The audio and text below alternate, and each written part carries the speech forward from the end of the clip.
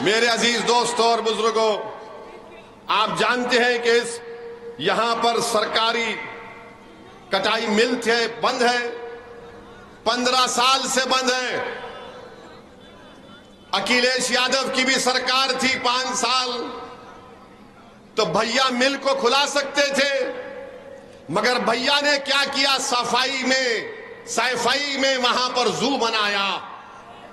وہاں پر ہر سال بمبئی سے فلم سٹاروں کو بلا کر نچاتے تھے، مگر یہاں کی مل کو اگر کھلا دیتے تو ہمارے بنکر بھائیوں کا فائدہ ہو جاتا، مگر نہیں کیا۔ آپ بتائیے پھر ہم کو گالی دینے سے کیا مطلب؟ کیا پروگرام ہے اکھلیش یادو کے پاس؟ بی جے پی کو روکنے کے لیے کوئی پروگرام نہیں ہے۔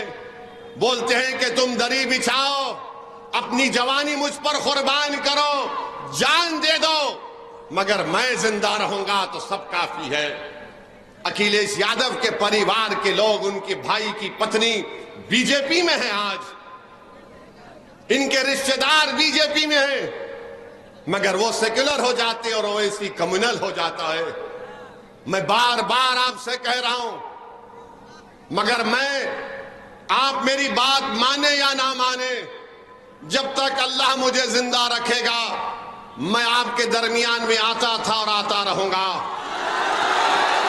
آپ مجھے ووٹ دے یا نہ دے، مگر مجھ میں ایک دیوانگی ہے کہ جب تک میں اپنے منزل مقصود کو نہیں پالوں گا میں آتے رہوں گا اور بولتا رہوں گا۔ مجھ سے دشمنی کرنے والے سمجھتے ہیں کہ مجھ پر الزام لگانے سے اسد الدین اویسی کے حوصلے پست ہو جائیں گے۔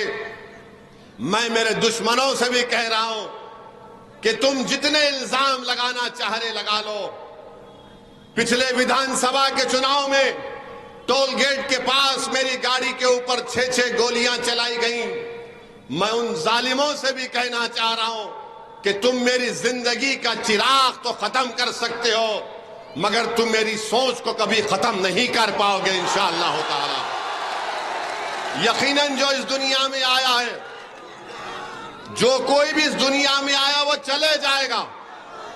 ہم کو یہاں پر ہمیشہ رہنے کے لیے نہیں آئے، مگر کم سے کم میری موت کے بعد تو کوئی یہ نہیں کہہ سکے گا کہ یہ شخص ہم کو بار بار آ کر باخبر کرتا تھا، بتاتا تھا، ہم کو سمجھاتا تھا۔ مگر یہ بات آپ کو سمجھنے کی ضرورت ہے، آج سونے لال پٹیل اس دنیا میں نہیں ہے، مگر انہوں نے اپنی ایک بہترین اولاد کو ہمارے درمیان میں چھوڑا ہے۔ سونے لال پٹیل آج دنیا میں نہیں ہے، مگر دنیا ان کی قربانی کو یاد کرتی ہے اور یاد کرتے رہے گی۔